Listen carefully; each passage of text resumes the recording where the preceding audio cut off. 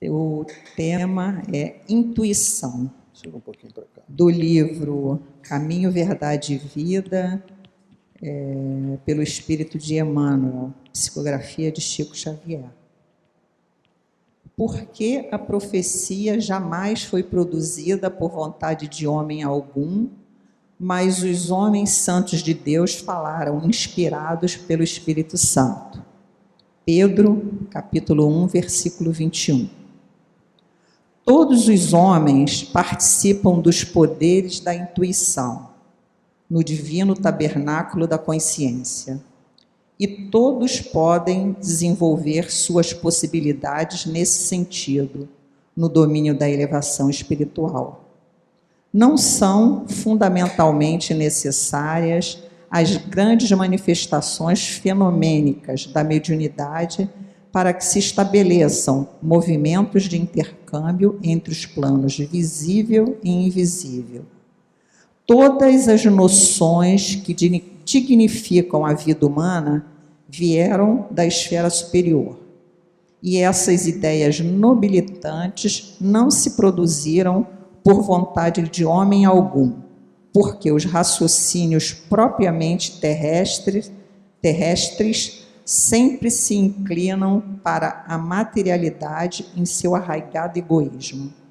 A revelação divina, significando o que a humanidade possui de melhor, é cooperação da espiritualidade sublime, trazida às criaturas pelos colaboradores de Jesus, através da exemplificação dos atos e das palavras dos homens retos que, a golpes de esforço próprio, quebram o círculo de vulgaridades que os rodeia, tornando-se instrumentos de renovação necessária.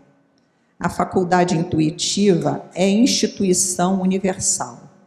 Através de seus recursos, recebe o homem terrestre as vibrações da vida mais alta, em contribuições religiosas, filosóficas, artísticas e científicas, ampliando conquistas sentimentais e culturais. Colaboração essa que se verifica sempre, não pela vontade da criatura, mas pela concessão de Deus. Um bom estudo a todos. Obrigado.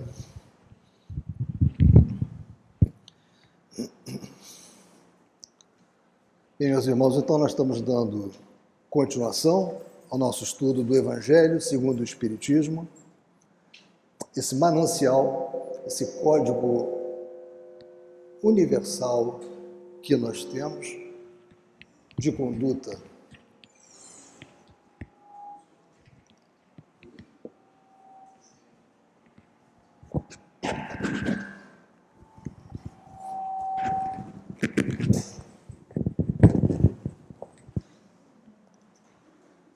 e quando eu digo código universal, é universal mesmo, né? É um código que Jesus nos trouxe para nos ensinar a religião do universo, onde nós iremos utilizar em todos os planetas, em todos os mundos onde encarnarmos. Então vamos dar continuidade ao capítulo 1. E ele é intitulado A Nova Era. Deus é único e Moisés é o Espírito que ele enviou. Em missão, ou seja, em missão, né? Nós já vimos que nós encarnamos por prova, por expiação ou por missão. Então, aqui nós vemos claramente, Moisés esteve aqui em missão para essa grande revelação que é chamada de a primeira revelação. E ele não a fez sozinho, né? Vários outros profetas atuaram, como o profeta Jeremias e tantos outros. Mas a função de Moisés foi singularmente especial.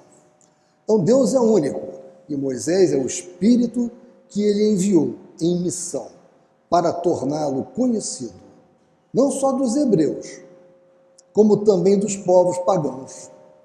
O povo hebreu foi o instrumento de que se serviu Deus para se revelar por Moisés e pelos profetas, vejam, e pelos profetas.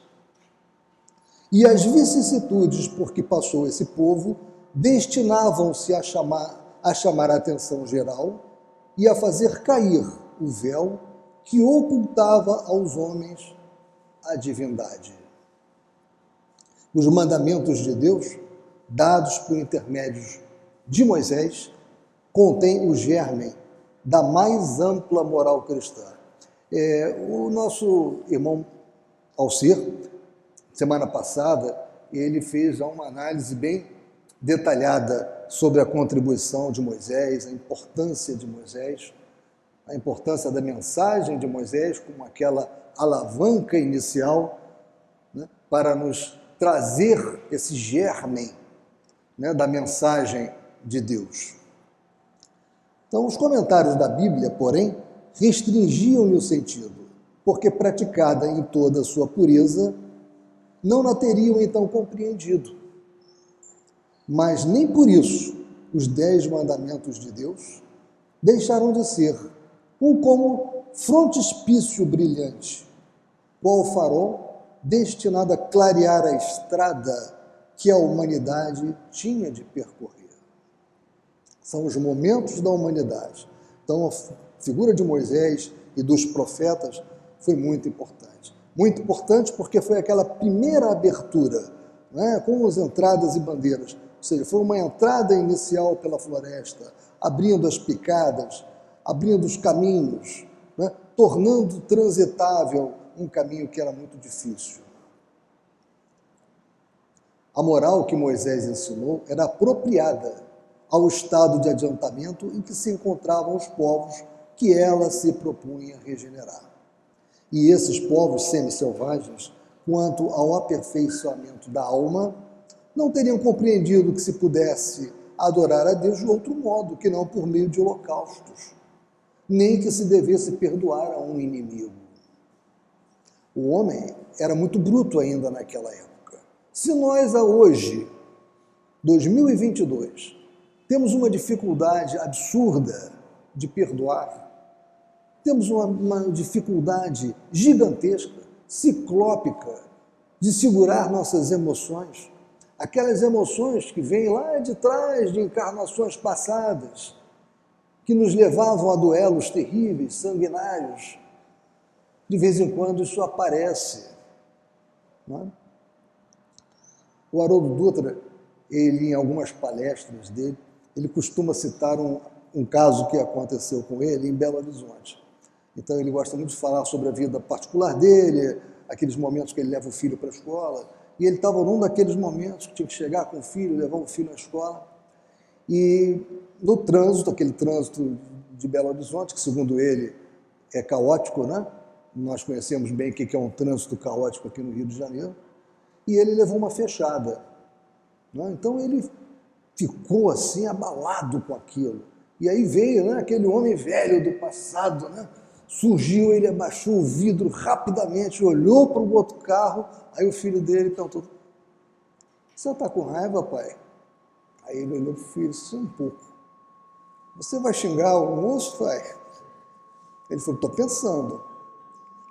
Aí ele disse para o Haroldo: "E se for uma pessoa que escuta as suas palestras?" Aí o Haroldo fechou o vidro e disse assim: aí eu não tenho como resolver esse assunto, né? Vamos embora."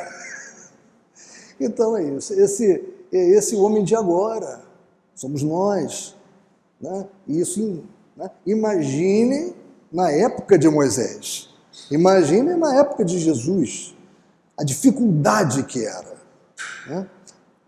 Então, por isso que ele fala aqui, eram aqueles homens que precisavam de holocausto, não conseguiam entender que se pudesse perdoar um inimigo.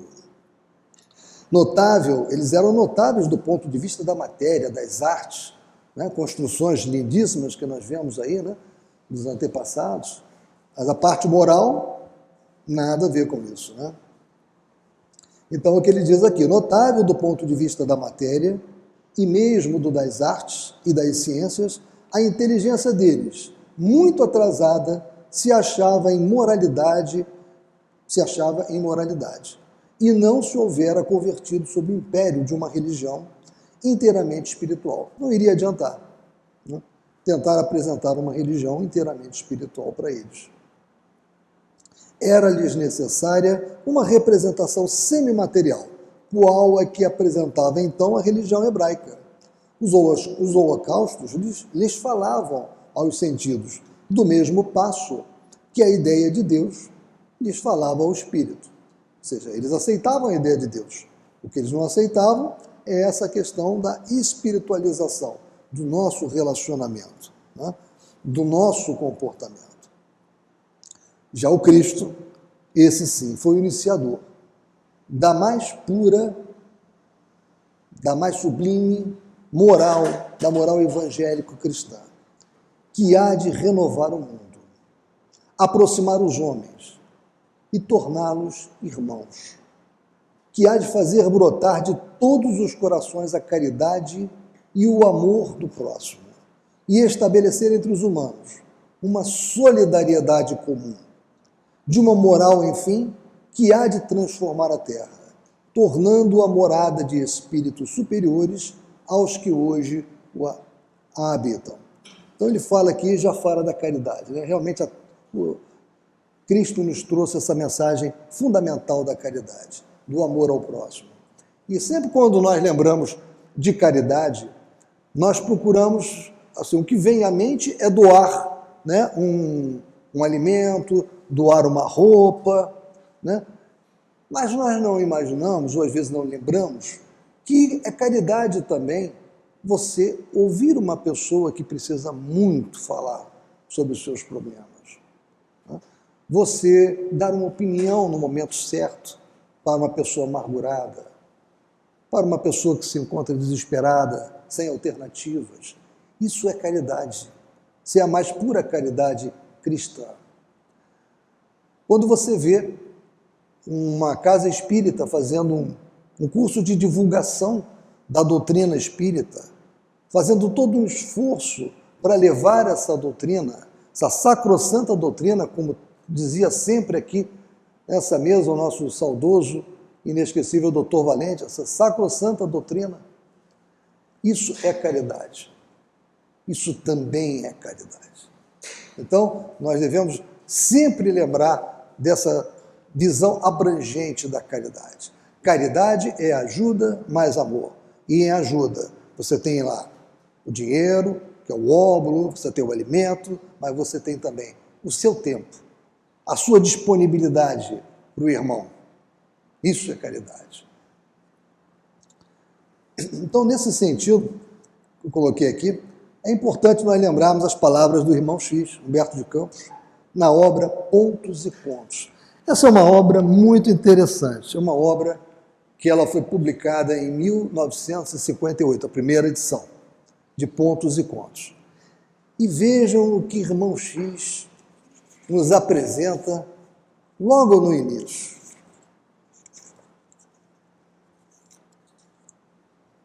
O Evangelho é o livro da vida, cheio de contos e pontos divinos, trazidos ao mundo pelo celeste orientador. Cada apóstolo lhe reflete a sabedoria e a santidade. E em cada página, o Espírito do Mestre resplende sublime de graça e encantamento, beleza e simplicidade. É a história do bom samaritano, a exaltação de uma semente de mostarda, o romance do filho pródigo, o dracma das virgens loucas, a salvação do mordomo infiel, o ensinamento da dracma perdida, a tragédia da figueira infrutífera, a lição da casa sobre a rocha, a parábola do rico, a rendição do juiz contrafeito. Na montanha, o divino amigo multiplica os pães, mas não se esquece de salientar as bem-aventuranças. Na cura de enfermos ou de obsidiados, traça pontos de luz que clareiam a rota dos séculos, restaurando o corpo doente sem olvidar o espírito imperecível. Então, vejam que interessante essa página que eu acabei de ler, parte dela para vocês, né? E ele cita também aqui, ele fala de Longfellow, a história de um monge que vivia recluso, né, num convento, e todo dia eles faziam caridade. De manhã chegavam os pobres, chegavam os estropiados, batiam a porta do convento e eles iam lá para atendê-los. Mas Longfellow ele estava amargurado. Ele estava num período da vida dele em que ele estava se questionando sobre o que ele estava fazendo, sobre a situação em si dele como ser humano. E ele pedia muito para ver Jesus. Queria muito ver Jesus, porque eu amo muito Jesus. Queria falar com Jesus. Queria fazer-lhe algumas perguntas, dizer-lhe o quanto eu amo. E ele passava dias e dias pensando nisso. Era uma monoideia. Certo dia, Longfellow acorda para fazer aquele mesmo trabalho de caridade, e quando acorda, ele encontra sentado na beira da cama Jesus. Ele fica absorto com aquilo. Jesus está aqui. Só que estava na hora dele descer para fazer o trabalho. Começou a tocar o sino.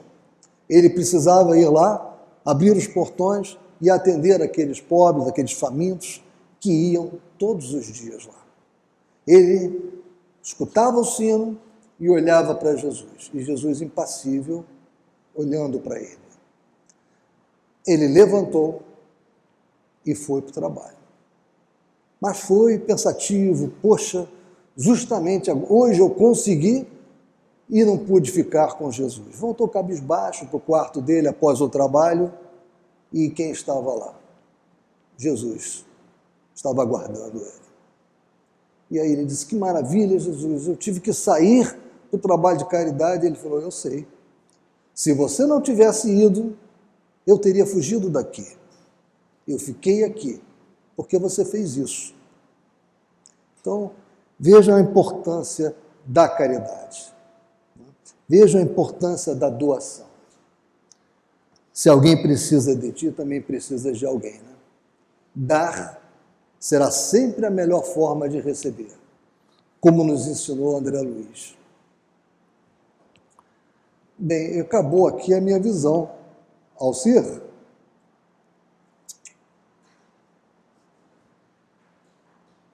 Se for o caso, eu vou usar meu celular aqui com a apresentação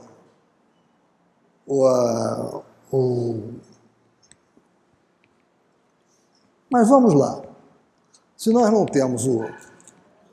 chegou. Não ia ser por causa da projeção que nós não iríamos conversar, né? Uma coisa importante também, uma reflexão importante que eu queria trazer para vocês, é que Jesus não veio à Terra para criar uma nova religião, para criar uma seita. Ele não veio para isso. Ele veio para nós, ele veio apresentar a religião cósmica do amor e da sabedoria. Essa é a religião universal. Essa é a religião que consta do Evangelho que ele nos trouxe, da Boa Nova que ele nos trouxe. Chico falou isso algumas vezes. E aonde nós também podemos encontrar em obra? Nós podemos encontrar nos domínios da mediunidade. Eu citei aqui um trecho para vocês. Aproxima-se o homem terreno da era do espírito, sob a luz da religião cósmica do amor e da sabedoria. E, de certo, precisa de cooperação, a fim de que se lhe habilite o entendimento. Então, esse é o Evangelho de Jesus. O Evangelho de Jesus é a religião cósmica do amor e da sabedoria.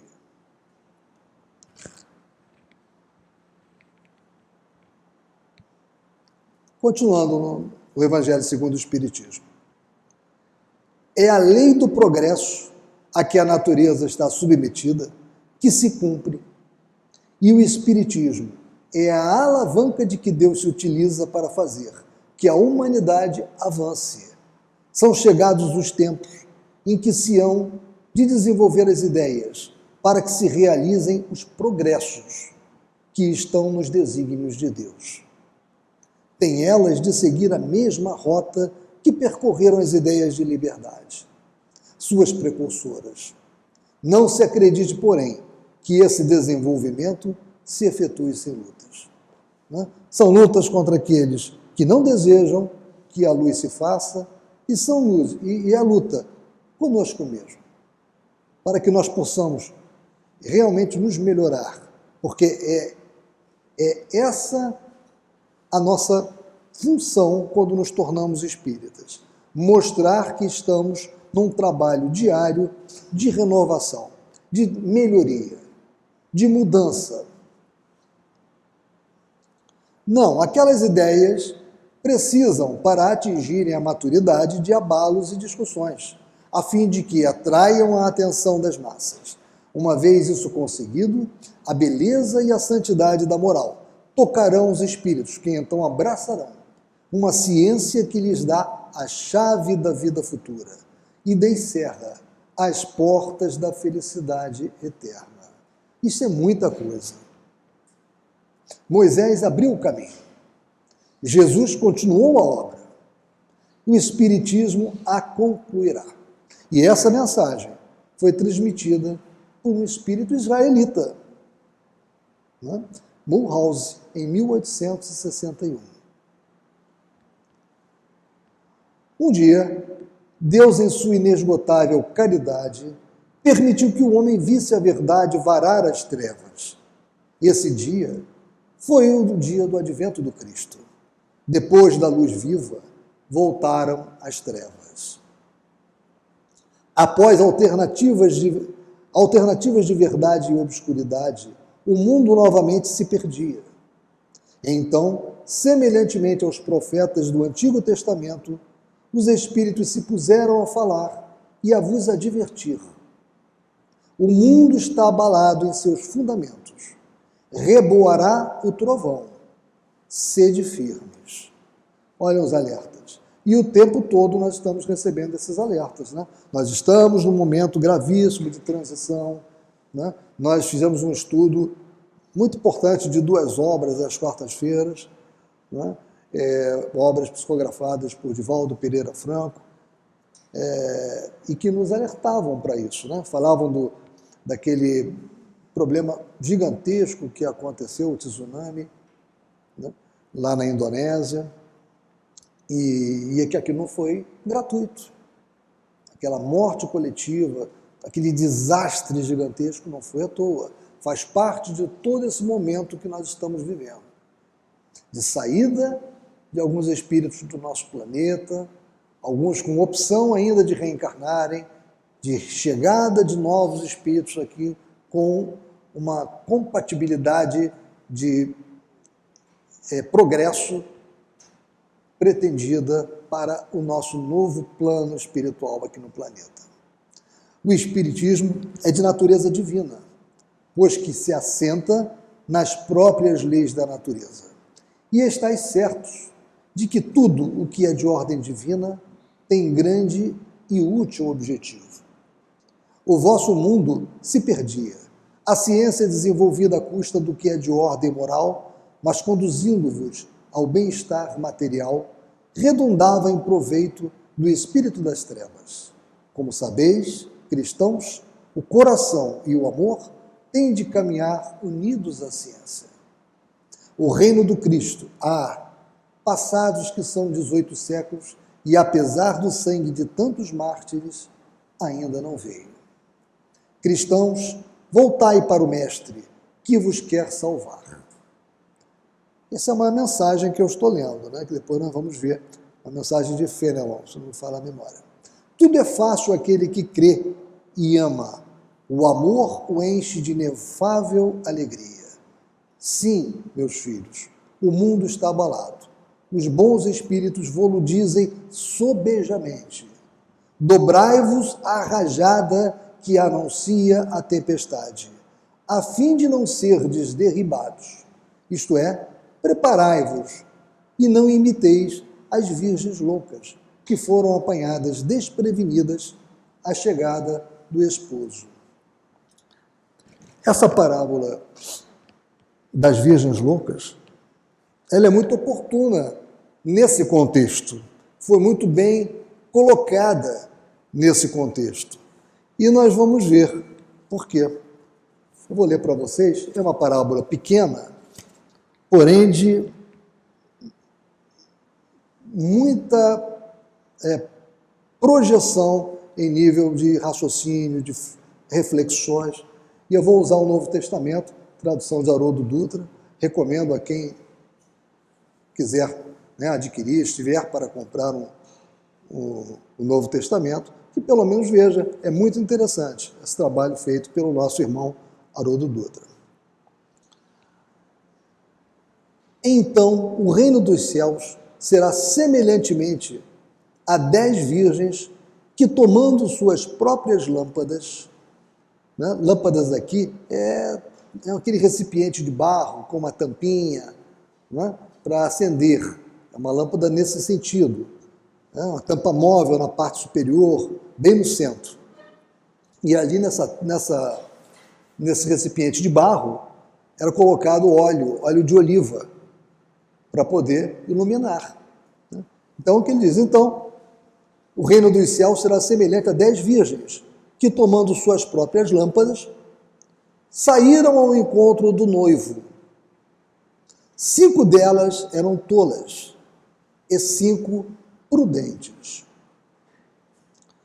Pois as tolas, ao tomarem as suas lâmpadas, não levaram consigo o óleo de oliva. As prudentes, porém, levaram o óleo nas vasilhas, com suas próprias lâmpadas. E, tardando o noivo, todas cochilaram e adormeceram. Mas à meia-noite houve um clamor. Eis o noivo. Saí ao seu encontro. Então todas aquelas virgens se levantaram e prepararam suas próprias lâmpadas. As tolas disseram às prudentes: dai-nos do vosso óleo de oliva, porque as nossas lâmpadas se apagam. As prudentes responderam dizendo: de modo nenhum, talvez não seja suficiente para nós e para vós. Ide antes aos que vendem e comprai para vós mesmas.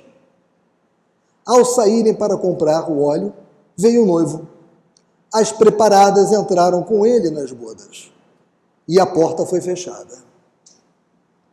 Posteriormente vieram as virgens remanescentes, dizendo: Senhor, Senhor, abre-nos a porta.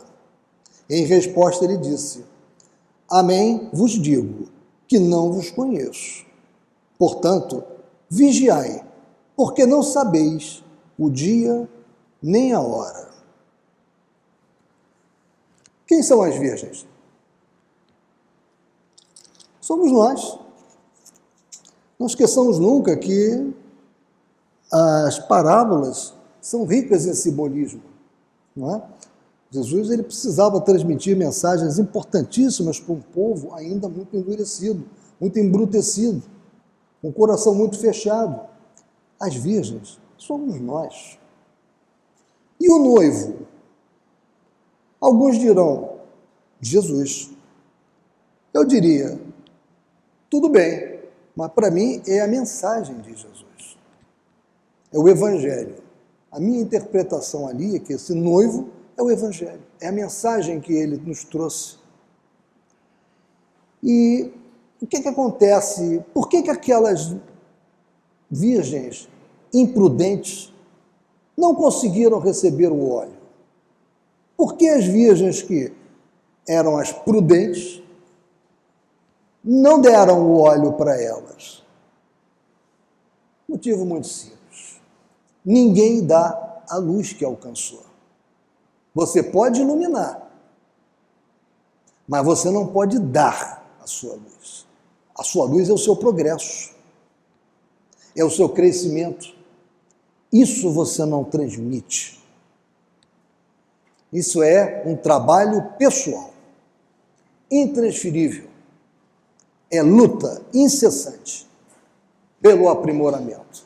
Então, as virgens imprudentes, as criaturas imprudentes, aquelas que não se prepararam para a mensagem do Cristo, não conseguiram entrar quando a porta se fechou.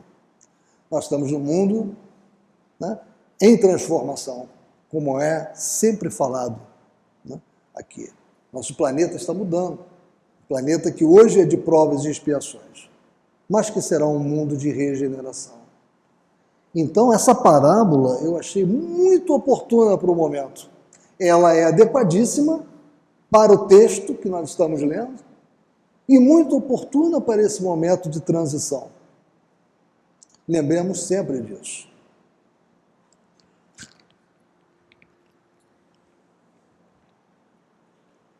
Então, continuando com o texto do Evangelho. A revolução que se apresta é antes moral do que material. Os grandes espíritos, mensageiros divinos, sopram a fé para que todos vós, obreiros esclarecidos e ardorosos, façais ouvir a vossa voz humilde. Porquanto sois o grão de areia, mas sem grãos de areia não existiriam as montanhas. Uma mensagem muito importante essa também. Muitas vezes nós deixamos de participar de uma atividade importante porque achamos que somos poucos, que não vamos conseguir. Não. Cada um de nós tem uma função muito importante. E mais adiante, eles falam, no texto nós encontramos a alusão à formiga, né? Então ele diz aqui, somos pequenos. Assim, pois, que estas palavras somos pequenos, careçam para vós de significação. Nada de ficar usando isso. Eu não consigo, eu sou pobre, eu não posso ajudar. Eu não tenho muito tempo na minha vida, o que é que eu vou poder fazer? Não, todos nós podemos fazer muita coisa. Basta que nós queiramos. Basta que o Evangelho entre em nós. Então, a cada um a sua missão, a cada um o seu trabalho. Não constrói a formiga o edifício de sua república e imperceptíveis animálculos não elevam continentes? Começou a nova cruzada, apóstolos da paz universal, que não de uma guerra, modernos São Bernardos, olhai e marchai para frente. A lei dos mundos é a lei do progresso. É uma mensagem de Fenelon, 1861 também. Mensagem importantíssima, atualíssima, né? Em 1861 foi recebida essa mensagem. Essa mensagem serve para nós como se tivesse sido recebida ontem, hoje, numa sessão. Por falar em sessão, apenas um parêntese, segunda-feira que vem, vocês, quem quiser, puder, né, poderá comparecer de 16 às 17h30 para a nossa sessão vespertina aqui na casa de Abel Sebastião de Almeida. Vamos retomar com esse trabalho. E o item 11. Santo Agostinho é um dos maiores vulgarizadores do Espiritismo. Manifesta-se quase por toda parte. A razão disso encontramos-la na vida desse grande filósofo cristão.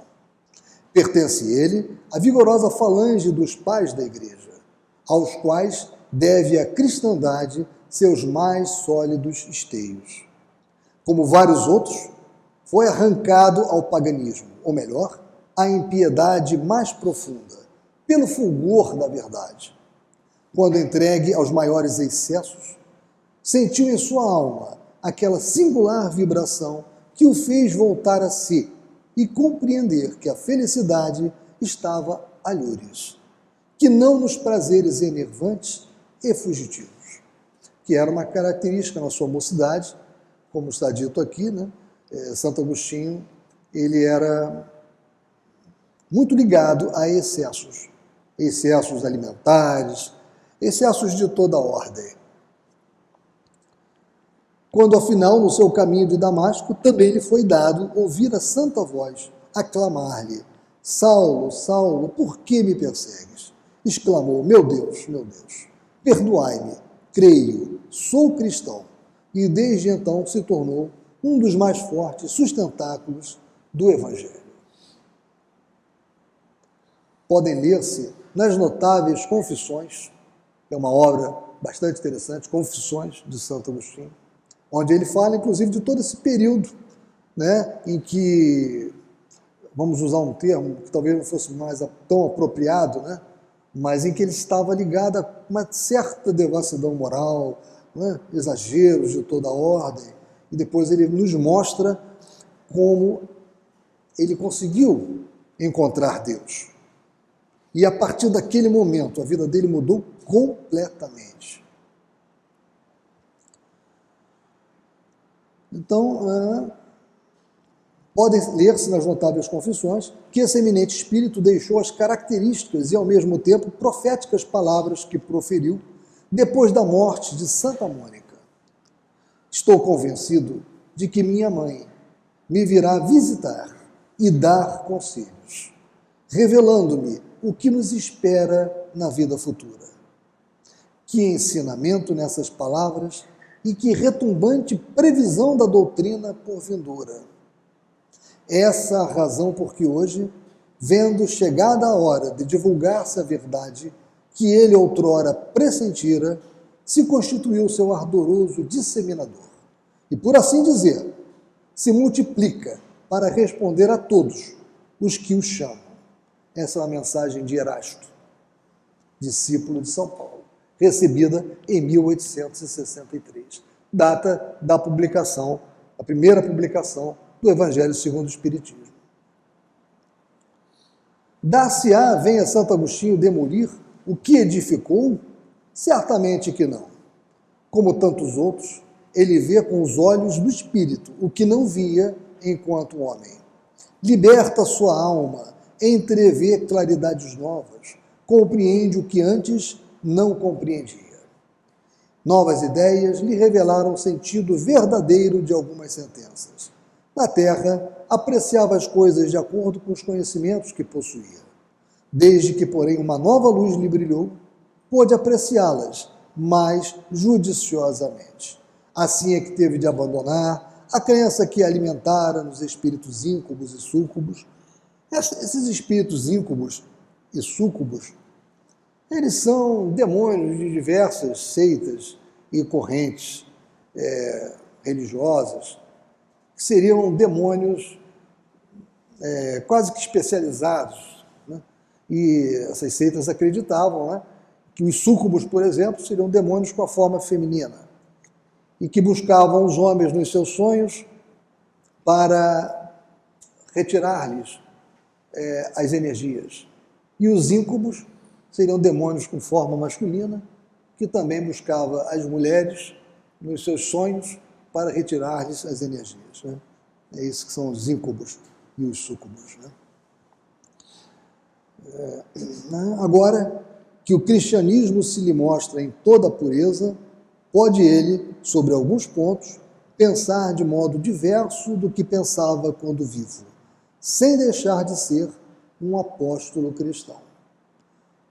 Pode, sem renegar a sua fé, constituir-se disseminador do Espiritismo, porque vê cumprir-se o que fora predito, proclamando-o na atualidade. Outra coisa não faz senão conduzir-nos a uma interpretação mais acertada e lógica dos textos. O mesmo ocorre com outros espíritos que se encontram em posição análoga.